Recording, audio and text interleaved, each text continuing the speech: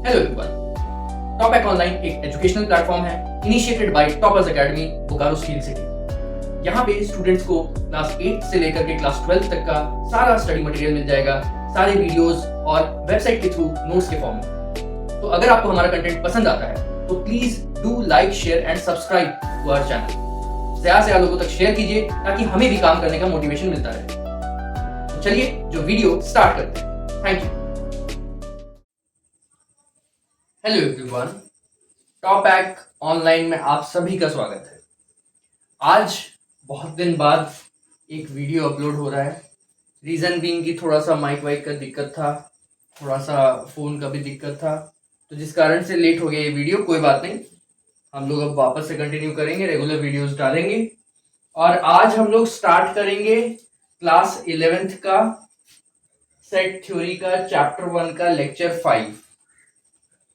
Lecture 5 को start करने से पहले मैं आप लोगों को एक इन्फॉर्मेशन देना चाहता हूं कि अगर आप लोग में से कोई बोकारो स्टील सिटी या उसके आसपास रहते हो और हमसे ऑफलाइन कोचिंग में पढ़ना चाहते हो तो आप लोग हमसे जुड़ सकते हैं हमारे ऑफलाइन कोचिंग के थ्रू भी।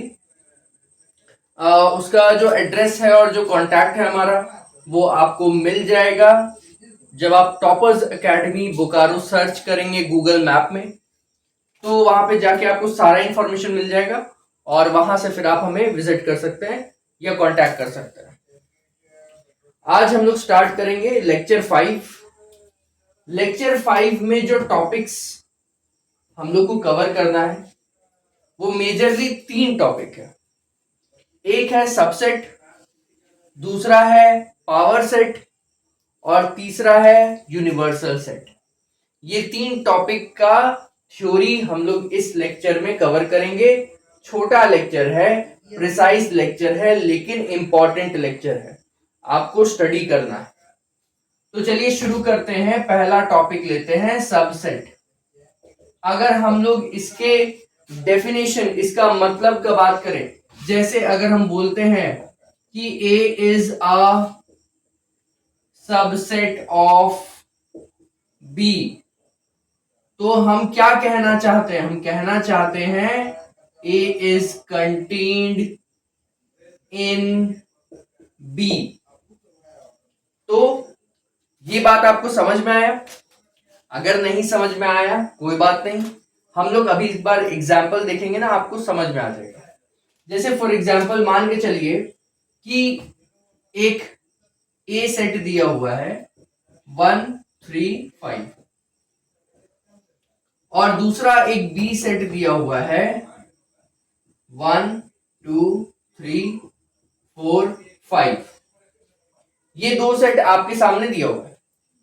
जब आप बोलिएगा कि A is contained in B या A is a subset of B, तो आप कहना चाहते हैं कि A में आने वाला हर एक एलिमेंट, ध्यान से सुनिएगा, ए में आने वाला हर एक एलिमेंट बी में प्रेजेंट है।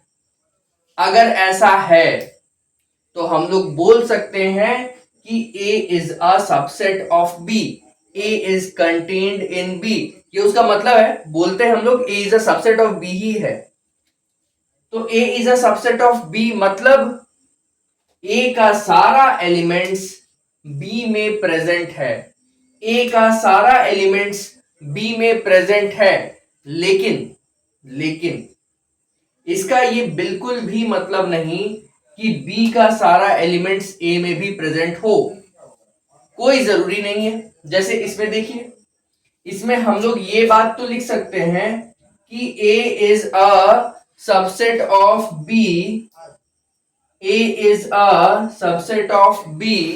ये बात तो लिख सकते हैं क्योंकि ए का हर एक एलिमेंट बी में प्रेजेंट है, लेकिन हम लोग कतई ये बात नहीं लिख सकते कि B is a subset of B, B is a subset of ए।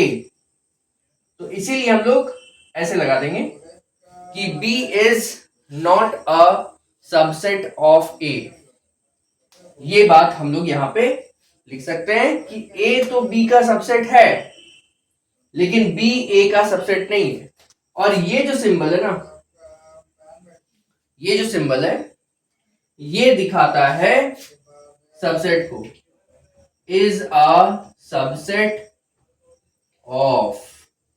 इसका सिंबल है, कहने का मतलब है कि अगर A is a subset of B लिखना हो तो A ये सिंबल लगा देंगे और B लिख देंगे तो सबसेट ऑफ बन जाएगा।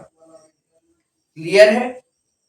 सबसेट का मतलब क्या होता है कि भाई A का हर एक एलिमेंट B में प्रेजेंट है। अगर हम एक C सेट बना देते, क्या 3 5, तो C का सारा एलिमेंट B में प्रेजेंट है, C का सारा एलिमेंट A में भी प्रेजेंट है, तो हम ये बात लिख सकते हैं C is a subset of A और C is a subset of B। ये दोनों ही बात लिख सकते हैं क्योंकि C का सारा एलिमेंट A और B दोनों में प्रेजेंट है। बात समझ में आया? सबसेट कब बोलते हैं? जब उस सेट में आने वाला हर एक एलिमेंट दूसरे वाले सेट में प्रेजेंट हो, तो हम लोग पहले वाले सेट को दूसरे सेट का सबसेट कहते हैं। अब जब हम लोग सबसेट का बात कर ले तो सबसेट में एक और वर्ड निकल के आता है, proper subset. Proper subset, proper subset का सिंबल ऐसा नहीं होता है, थोड़ा सा चेंज कर देते हैं, इस तरह का बन जाता है ना। ये प्रॉपर सबसेट का सिंबल है, ये ब्रैकेट नहीं लगाना है, ये बीच में जो है ना वो होगा। तो ये प्रॉपर सबसेट का सिंबल है। जब प्रॉपर सबसेट हम बोलते हैं तो हम क्या कहना चाह रहे हैं कि A is a subset of B and A is not equal to B। ये अगर हम बात बोलते हैं कि भाई A में आने वाला हर एक एलिमेंट B के बराबर है, लेकिन A जो है B के बराबर नहीं है, A और B दो अलग अलग सेट है, तो हम लोग बोलते हैं कि A is a proper subset of B। इसको थोड़ा एग्जांपल समझाते हैं। हम पहले वो एग्जांपल दिखाएंगे जिसमें प्रॉपर सबसेट नहीं होगा, ठीक है। एक एग्जांपल लेते हैं, A है 1 2 3 और एक B सेट है x such that x belongs to n where x is less than equal to 3, ठीक है। x एक नेचुरल नंबर है और x जो है 3 या उससे कम है ना, 3 या उससे कम है। तो नेचुरल नंबर का तो शुरुआत ही होता है 1 से, उसके बाद 2 आता है, उसके बाद 3 आता है। मतलब ये जो ऑर्डर बन रहा है ना, ये बी सबसेट और ए सबसेट सेम ही हो गया।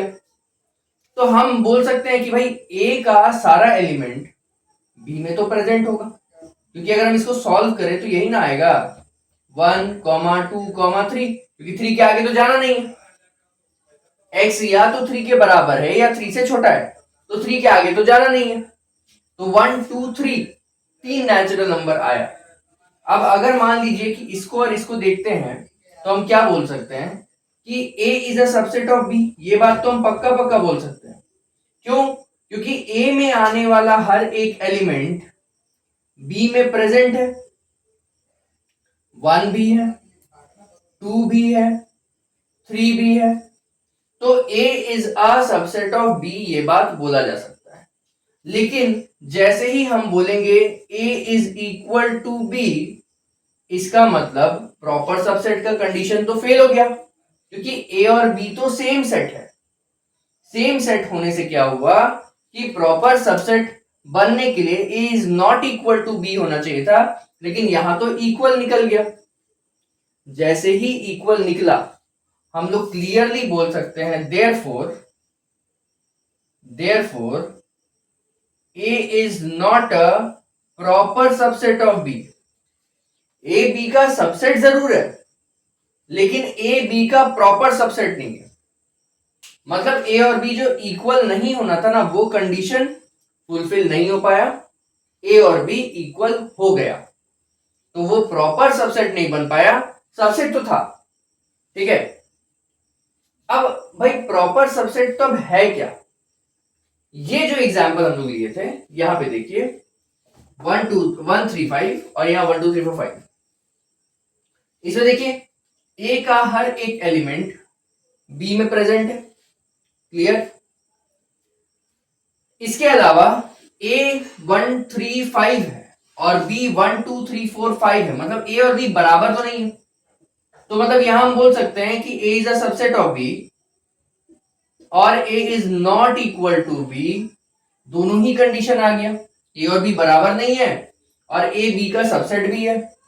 तब हम लोग बोलेंगे therefore A is a proper subset of B. ये प्रॉपर सबसेट हो गया।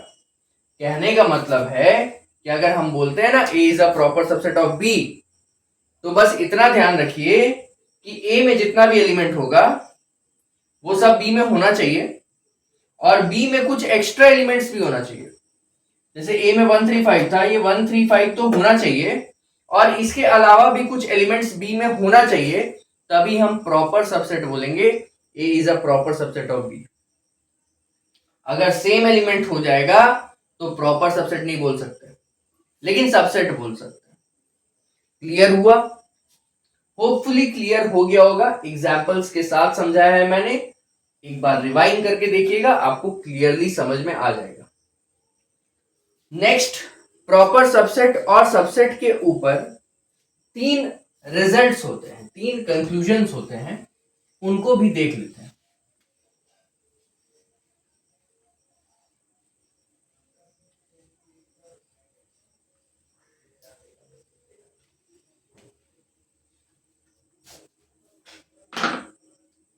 ठीक है, कंक्लूजन्स कंक्लूजन्स ऑन सबसेट्स।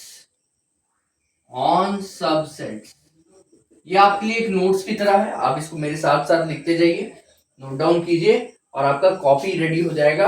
आप कभी भी पलट के देखिएगा, आपको क्लियर कट सारा कॉन्सेप्ट दिखाई दे देगा। बाकी कहीं प्रॉब्लम हो तो हम तो बैठे ही हैं, आप ऑनलाइन आइए, हमारा वीडियो खोलिए और देखिए, फिर से आपको सब समझ में आ जाएगा। तो कंक्लूजन्स ऑन सबसेट्स का जब बात करते हैं तो पहला कंक्लूजन है every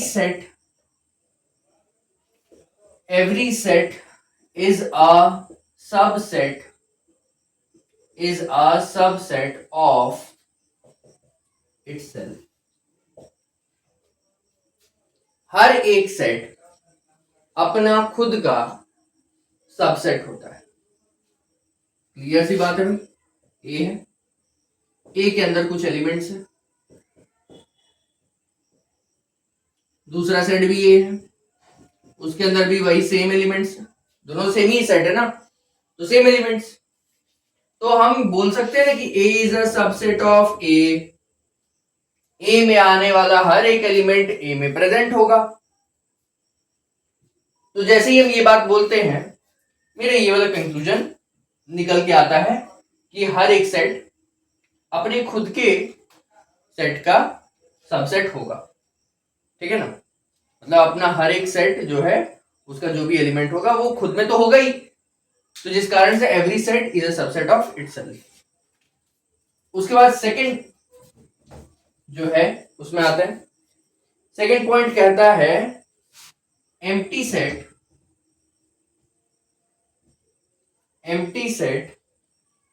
is a subset of itself। Empty set, इसके बारे में हम लोग लास्ट लेक्चर में पढ़े थे कि भाई ये जो है ना, ये अपना एक एम्प्टी सेट है, इसमें कोई एलिमेंट नहीं है, कोई एलिमेंट नहीं है। तो जब कोई एलिमेंट है ही नहीं तो दूसरे वाले सेट का, किसी भी सेट का वो सबसेट तो हो ही जाएगा। जैसे हम एग्जाम्पल के तौर पे दिखाते हैं, आपको समझ में आएगा क्लियर। मान लीजिए कि एक ए सेट है, एक ए सेट है,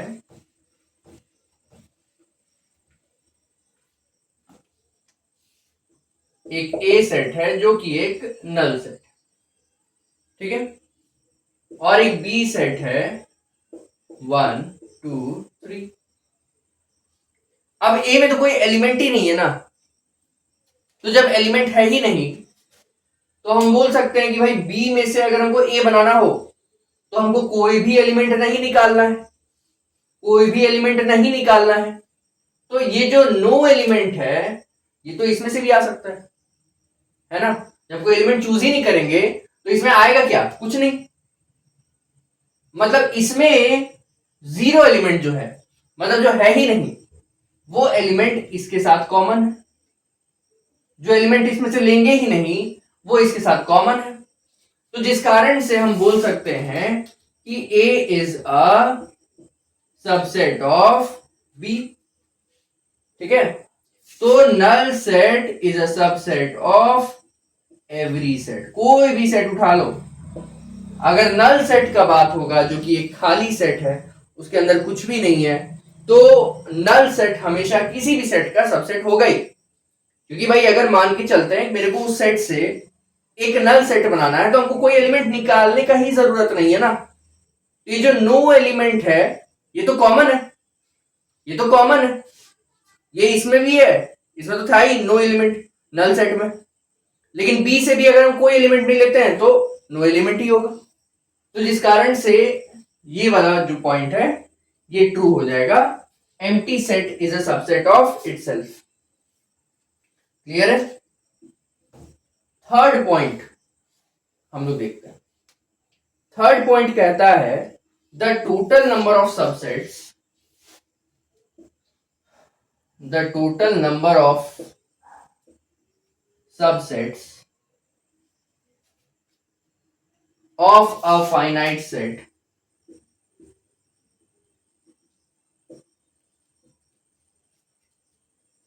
with n number of elements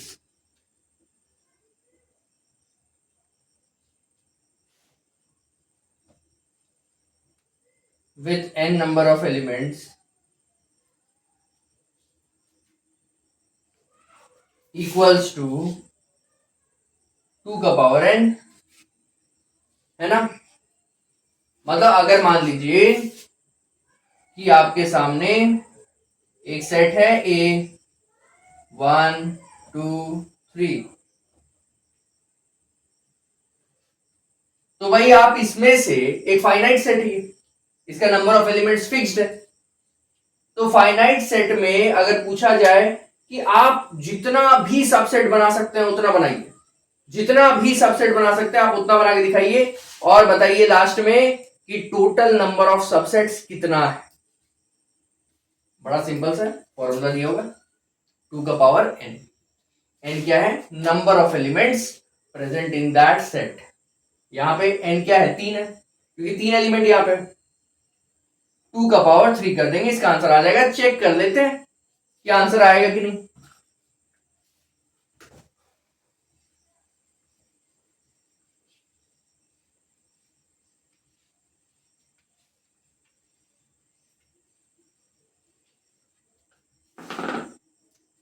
check कर लेते हैं आंसर आएगा कि नहीं। चलिए, जितना भी सबसेट हो सकता है, जितना भी सबसेट इसका बन सकता है वो बनाते हैं। देखिए सबसे पहले तो हम लोग एक लेंगे नल सेट, है ना। नल सेट तो सबका ही सबसेट होता है। उसके बाद एक सिंगल सिंगल करके लेते हैं। 1 सबसेट है उसका, 2 सबसेट है उसका, है ना। ये 1 इसमें आता है ना, 2 इसमें आता है, तो ये सब सबसेट है। उसके बाद फिर 3 सिंगल सिंगल बन गया। अब डबल डबल लेके सबसेट बनाते हैं। 1 2 2 3 1 3 बन गया। अब सिंगल सिंगल डबल डबल लेके भी बन गया। अब फाइनली जो अपना सेट होता है वो खुद का भी सबसेट होता है। जो सेट होता है वो खुद का भी सबसेट होता है।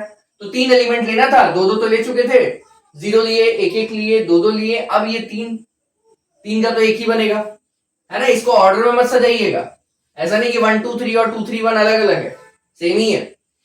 एलिमेंट्स बस देखा जाता है, सारा होना चाहिए, वो ऑर्डर क्या है वो वैल्यू नहीं रखता। तो कितना हुआ देखे तो 1 2 3 4 5 6 7 8, और फॉर्मूला से निकाला जाए तो number of subsets, sorry subsets of set A equals to 2 का पावर कितना एलिमेंट है 3, मतलब 8। सेम आंसर, यहां भी 8 आया, फॉर्मूला से भी 8 आया, तो फॉर्मूला याद कर लीजिए, ज्यादा आसान पड़ेगा, उतना कौन बना बना के देखेगा, ऐसे पता नहीं कितना बड़ा सेट आपको दे देगा, तो आप ऐसे बनाते जाइएगा तब तो बनाते रह जाइएगा। तो इसीलिए फॉर्मूला याद कर लीजिए कि अगर मान लेते हैं मेरे को सिर्फ इतना पूछता है कि टोटल नंबर ऑफ सबसेट्स कितना बनेगा एक पर्टिकुलर फाइनाइट सेट से जिसमें n नंबर ऑफ एलिमेंट्स है, तो आप सिर्फ वो नंबर बताइए जिसमें जितना आपका टोटल सबसेट्स बनेगा। तो फॉर्मूला क्या है 2 का पावर n, कर दीजिए सॉल्व, आंसर आ जाएगा, है ना। तो यहां पे जब हम लोग बात किए नंबर ऑफ सबसेट्स का, तो वो फॉर्मूला सक्सेसफुली मेरा 8 का वैल्यू निकाल दिया, जो कि एक्चुअल यहां से हम लोग को देख पाए कि 8 सबसेट बन पा रहा है। इसके बाद जो नेक्स्ट कॉन्सेप्ट है, ठीक है, नेक्स्ट कॉन्सेप्ट है वो है पावर सेट, यहीं से बताए थे, चलिए पावर सेट क्या होता है। पावर सेट, पावर सेट का अगर हम डेफिनेशन का बात करें तो सिंपल से लिख देते हैं the set of all subsets of a given set is called its power set, ठीक है। इसको कैसे डिनोट करते हैं, तो पावर सेट का सिंबल होता है P, और अंदर में सेट का जो भी नाम है वो लिख देना, ब्रैकेट के अंदर यहाँ पे A लिख रहे हैं क्योंकि अभी हम A का ही बताने वाले हैं, लेकिन आपको ऐसे यहाँ पे B C D कुछ भी हो सकता है, वो डिपेंड करता है कि आपके सेट का नाम क्या है, वो पूरा नाम आपको यहाँ पे लिख देना है, और बाहर में एक कैपिटल P लगा लेना है जो पावर सेट को डिनोट करता है। तो पावर सेट क्या है देखिए, तो डेफिनेशन बड़ा आसान है, set of all subsets of a given set is called a power set. कहने का मतलब है ए आपके सामने एक गिवन सेट है, आप इसका जितना भी सबसेट बना सकते हैं बनाइए, और वो सारे सबसेट्स का एक सेट बना दीजिए, तो वो पावर सेट बनेगा। तो भाई यहां सबसेट बनाए हैं, सारा ए का सारा सबसेट बनाए हैं यहाँ पे, अब इसको एक सेट में घुसा दीजिए, ये बन गया आपका power set of A, power set of A, है ना, इजी, कुछ नहीं है। जो सेट आपके सामने गिवन होगा उसका सारा सबसेट पहले बना लीजिएगा, नल सेट से लेके कंप्लीट खुद तक, ये खुद का लास्ट वाला होगा, वहां तक आपको जाना होगा। तो ये सारा जब आप सबसेट बना लीजिएगा, उसमें जितना भी निकल के आता है, जब उसका पूरा एक सेट बना लीजिएगा, मतलब उसको भी कर्ली ब्रैकेट में डाल दीजिएगा, तो बन जाएगा पावर सेट, ठीक है। उसके बाद अगला जो लास्ट कॉन्सेप्ट है इस चैप्टर का, वो है यूनिवर्सल सेट। यूनिवर्सल सेट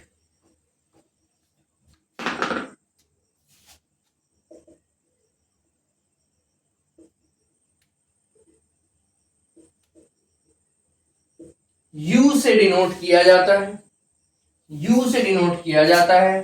थोड़ी देर बाद एक ऐसा ही एक और सिंबल आएगा, उसको यूनियन हम लोग बोलेंगे, फिलहाल अभी यू से डिनोट किया जाता है, कैपिटल यू से, यूनिवर्सल सेट को। यूनिवर्सल सेट का मतलब क्या होता है, अगर हम लोग एक डेफिनेशन पे जाएं तो डेफिनेशन जो बुक में लिखा रहता है वो ये है, a set that contains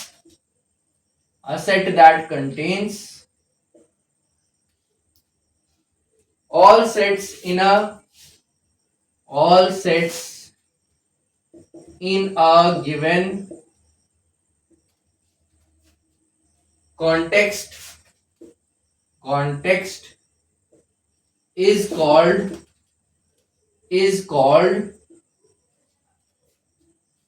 the universal set. The universal set. ये डेफिनेशन मैंने खुद से नहीं बनाया है, ये बुक्स का ही डेफिनेशन है, वहां से आप लोग देख लीजिएगा। ऐसे मोटा मोटी मैं आपको मतलब समझा देता हूँ क्या है। मतलब मान के चलिए कि गिवन कॉन्टेक्स्ट है, मतलब एक कंडीशन है, उसके बेसिस पे एक सिनेरियो में आपके सामने दो सेट दिया हुआ है, सेट ए इक्वल्स टू 1 2 3 4 5 और सेट बी इक्वल्स टू 4 5 6 7। अब ऐसा एक सेट जिसमें दिए गए सारे सेट्स का एलिमेंट्स हो, ऐसा एक सेट जिसमें दिए गए सारे सेट्स का एलिमेंट हो, उसको हम लोग यूनिवर्सल सेट बोलते हैं। मतलब अगर यूनिवर्सल सेट इन दोनों का बनाना होगा तो हम जितना भी एलिमेंट दिख रहा है सब लिख देंगे, 4 5 6 7 सब एक एक बार ही लिखा जाता है। 4 5 यहाँ एक बार है, यहाँ एक बार है, तो दो दो बार मत लिख दीजिएगा।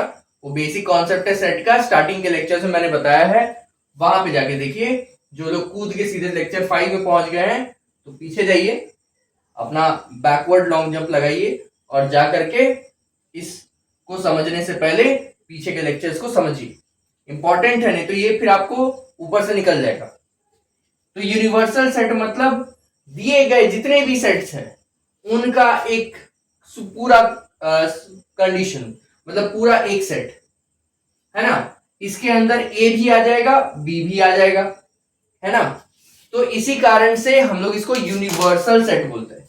यूनिवर्सल सेट के अंदर सारा एलिमेंट्स आ जाता है, सारा एलिमेंट्स जो भी हमको उस क्वेश्चन में उस जगह पे इस्तेमाल करना होगा, तो ये यूनिवर्सल सेट है। इसी को समझने के साथ आज का कॉन्सेप्ट होपफुली आपको समझ में आया होगा। तो समझ में आया तो प्लीज वीडियो को लाइक कीजिए, शेयर कीजिए, सब्सक्राइब कीजिए और हमें ज्यादा से ज्यादा फॉलो कीजिए, ताकि हमें भी मोटिवेशन मिलता रहे और ऐसे वीडियोस आपके लिए आते रहे। तो चलिए हम लोग मिलते हैं अपने नेक्स्ट वीडियो में, तब तक पढ़ते रहिए, आगे बढ़ते रहिए। Thank you.